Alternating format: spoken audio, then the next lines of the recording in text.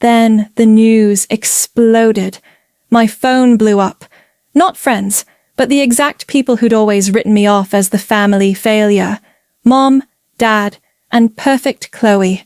They were already making a beeline for my new place, demanding their family cut of the millions that hadn't even cleared the bank yet. The showdown I'd been dreading, maybe even secretly craving, was about to unfold right on my brand new doorstep. This wasn't just about the money. This was the fight for my actual life. "Isn't it perfect for them?" My mother gushed, utterly oblivious to how saturated I'd become standing outside. "Chloe and Richard will be so happy here. Plenty of room for grandchildren." I forced a smile, the cheap congratulations card I'd scraped together money for feeling heavier in my pocket. "It's beautiful, Mother." Chloe then emerged, immaculate in designer clothes, her new engagement ring catching the dull city light. "Lisa, you finally made it. What do you think of our starter home?" Starter home, as if a nearly $3 million mansion was just a stepping stone. "Lovely," I managed, the word tasting like ash. "Oh, don't be jealous, Liz," Chloe laughed, using that diminutive nickname I despised. "You'll find someone too." Mother eagerly chimed in. "You know, the Henderson son is still single, an accountant now, very stable." I bit back a retort. At 32, with a master's in literature and my first novel taking shape, I was still just the family disappointment, the daughter who chose dusty books over balance sheets, dreams over their rigid definition of security. The next morning, the familiar ache of my family's judgment still lingering, I ducked into Henderson's Corner Mart for my usual cheap coffee. Mr. Henderson, the kind, grandfatherly presence who'd anchored this corner for 40 years, greeted me not with his usual quiet nod, but with an unusual, almost electric sparkle in his eye. "Lisa, morning. Did you happen to check that Illinois lottery ticket yet?" I blinked, the fog of my thoughts slowly clearing. "Oh, right. The crumpled piece of paper bought 2 days ago on a ridiculous impulse, using my last $5 simply because the jackpot had soared to an absurd, record-breaking figure." "Not yet," I admitted, pulling the slightly damp ticket from my worn wallet. "What were the winning numbers?" His eyes twinkled conspiratorially. "Better check the official site, sweetheart." My fingers fumbled slightly as I pulled out my phone, a strange, unexpected pulse starting in my ears as I found the lottery website. The numbers glared back. 7, 13, 24, 31, 42, 53rd. My hands began shaking uncontrollably. I looked down at my ticket, then back at the screen, the ink suddenly seeming impossibly vivid. "Mr. Henderson," my voice cracked, emerging as a strangled whisper I barely recognized. I think I won." He broke into a wide, knowing grin. "I know you did, honey. Watched the drawing live last night. All 6 matching numbers. Lisa, you just won $97 million. The world seemed to tilt sideways then, the familiar smell of coffee and old newspapers fading as I grabbed the counter for support. "Sit down before you fall down." Mr. Henderson gently guided me to a wobbly stool near the counter, the initial shock slowly giving way to a dizzying sense of unreality. "Deep breaths, Lisa. This is huge news, but you need to be smart now. Don't tell anyone yet, not even family. Get a lawyer first. And for heaven's sake, sign that ticket." With trembling fingers, I scribbled my name on the back. He carefully locked the precious slip of paper in his old safe, made me drink a glass of water that tasted like nothing, and then called his daughter. "Sarah Henderson," he explained, his voice low and serious. She's a top-notch financial attorney downtown. She'll meet you in an hour. She'll help you do this right." I nodded, still dazed, the $97 million figure echoing impossibly in my head. "My family ... I started, the thought of their inevitable reaction looming large. Mr. Henderson squeezed my shoulder firmly. "They'll find out soon enough. But right now, this moment, this future, it's yours. Don't let anyone hijack it." Waiting for Sarah, I felt a shift inside, the days solidifying into quiet resolve. Over the next 3 weeks, Sarah Henderson proved invaluable. We meticulously set up ironclad trusts, like the Oak Park Holdings Trust, diversified investment accounts, and established robust privacy protections, preparing for the storm I knew was coming. I quietly resigned from the bookstore, leaving my manager a generous check to ease the transition, bought a beautiful but modest bungalow in Oak Park, using the trust to keep my name off public records, and began laying the crucial groundwork for Meadowlark Press. It was all happening under the radar, a silent revolution before the world knew my name.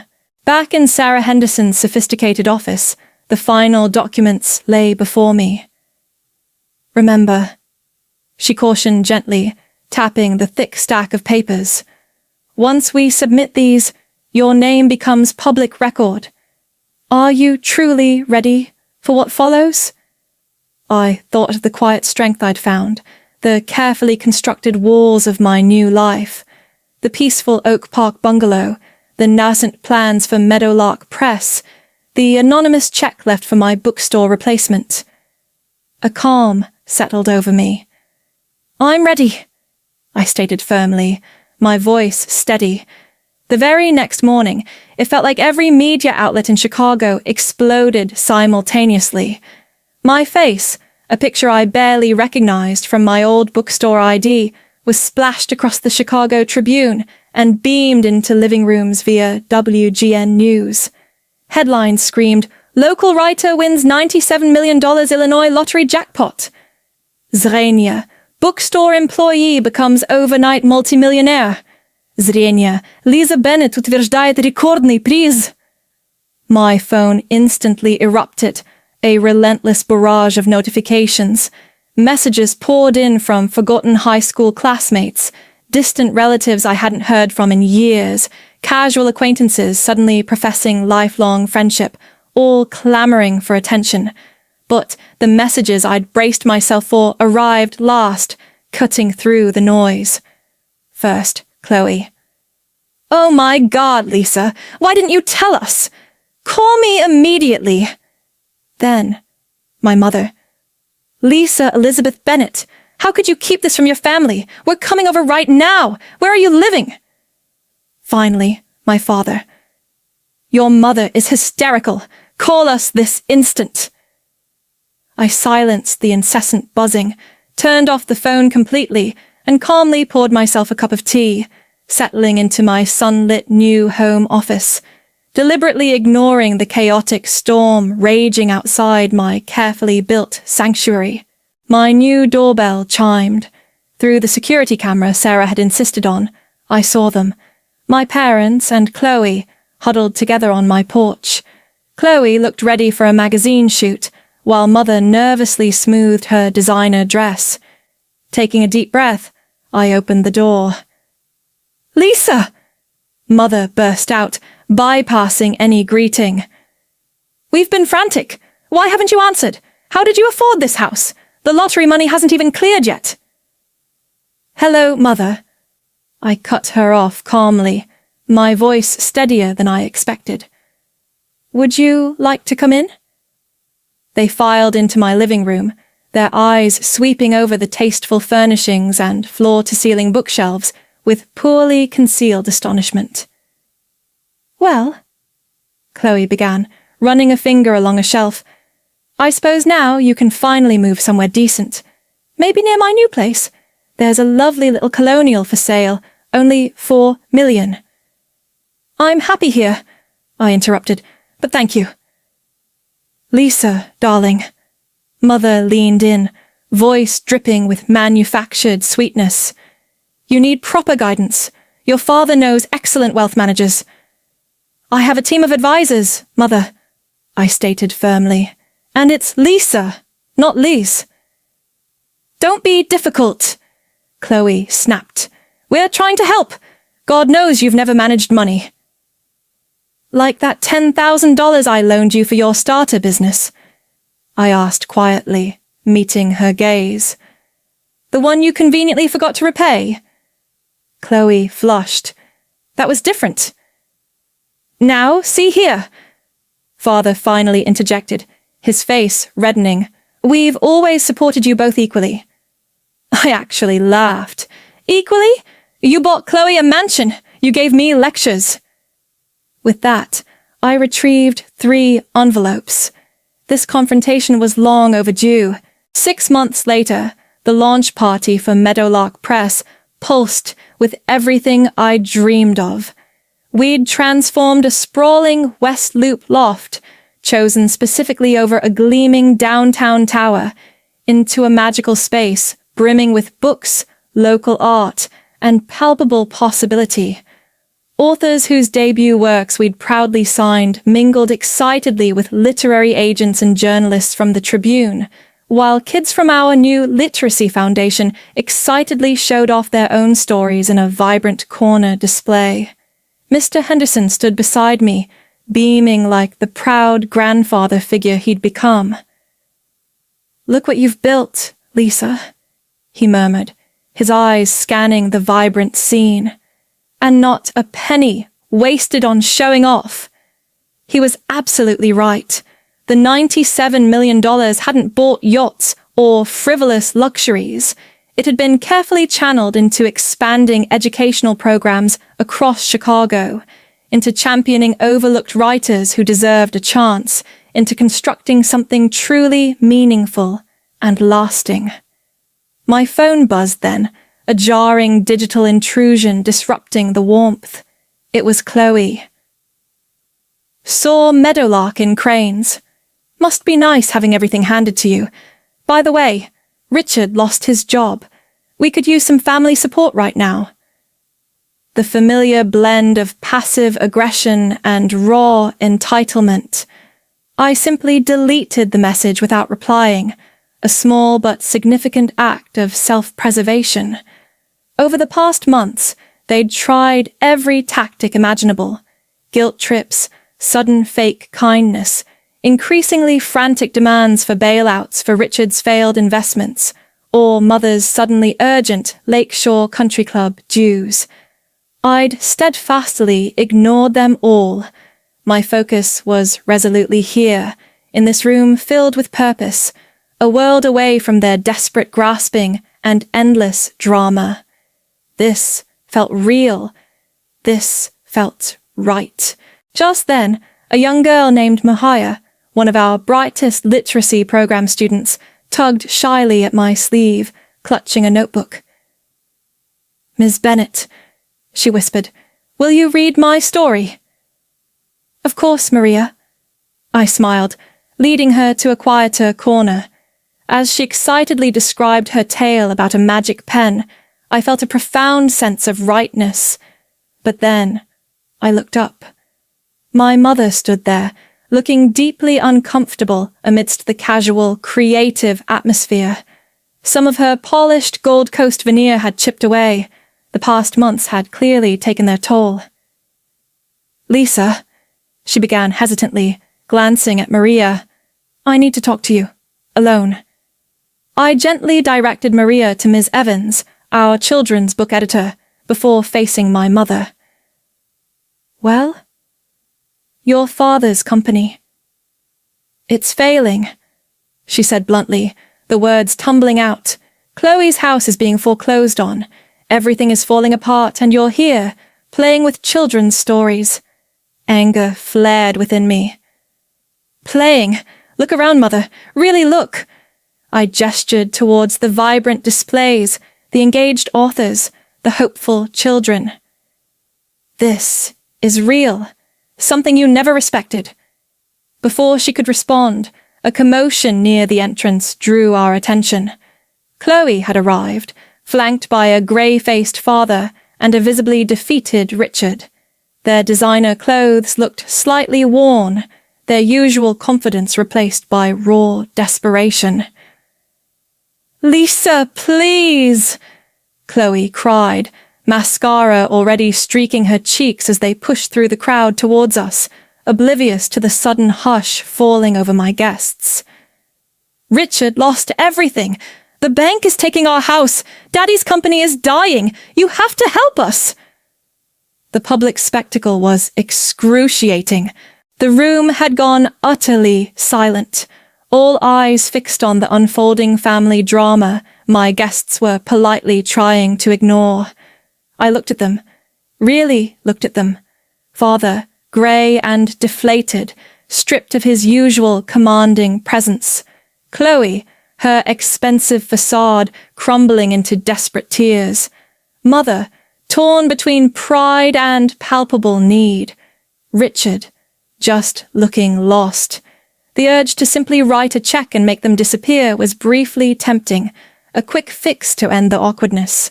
But I knew that wouldn't solve anything. It would only perpetuate the cycle of entitlement and dependence that had suffocated us all for so long. "No," I said firmly, the single word cutting through the charged silence.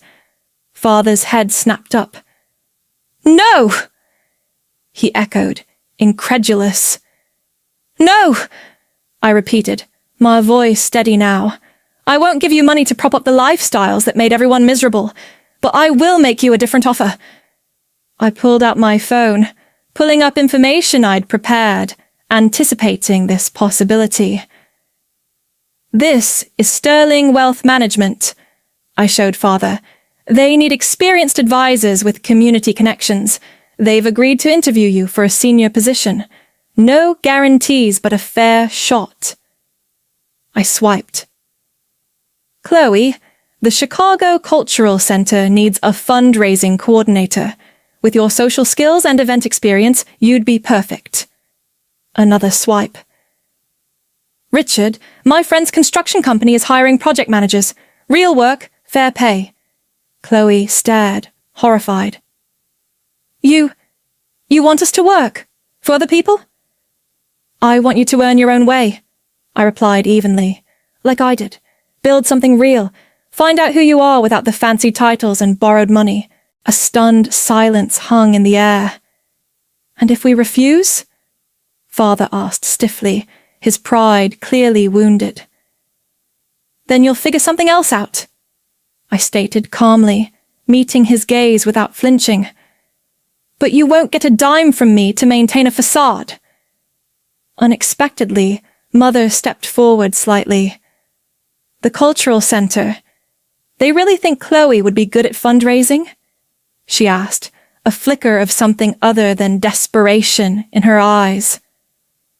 "Yes," I affirmed gently, "because she is good at it when she's actually trying, not just playing the perfect daughter." Chloe wiped her smeared mascara, looking lost. I don't know how to be anything else." "Yes, you do," I said, surprising myself by reaching out and taking her hand, the first time we'd touched without tension in years. "You're smart, capable, and determined. Use those qualities for something meaningful, not just appearances." Father cleared his throat. "The position at Sterling Wealth. When's the interview?" "Tomorrow at 10, I replied. "And don't wear the Rolex. Show them your experience, not your ego." One by one they nodded. Not happy, certainly not grateful, but perhaps finally thoughtful. As they turned to leave, Mother lingered. "Your company. It's really amazing, Lisa. I'm sorry we never saw—" "I know," I said softly. "Maybe someday you'll see me." Later that night, sitting peacefully on my back porch reading Nook, working on my novel, my phone buzzed. A text from Chloe. "Have an interview at the Cultural Center tomorrow. Any advice?" I smiled, typing back. Be yourself. Your real self. Ultimately, the Illinois State Lottery hadn't just handed me millions. It had given me the invaluable chance to finally show my family, and more importantly myself, what genuine wealth truly looks like. It wasn't the staggering number in my bank account, but the quiet courage to finally inhabit my own skin, to be exactly who I was meant to be, free from the suffocating weight of their expectations. That liberation was worth more than any jackpot could measure. This journey underscored timeless lessons. True value lies in inner freedom, self-respect, and finding purpose, not just possessions. Defining success on your own terms is paramount, resisting relentless external pressures. Establishing firm boundaries, even with loved ones, is crucial for well-being. Money undeniably tests character, revealing hidden truths. Meaningful help empowers self-reliance. It doesn't merely enable dependency. And while forgiveness can free your own heart, it doesn't obligate you to reopen doors to continuous pain. In our often demanding modern lives, ask yourself, are you living authentically or performing a role defined by others? What truly brings you value and meaning? Have you dared to set the boundaries needed to protect your peace? Take a moment to reflect.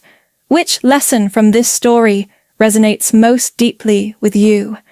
Have you faced similar challenges? Share your thoughts below. Let's build a community that celebrates the courage to be real. Don't forget to follow or subscribe for more stories that explore the heart of living authentically.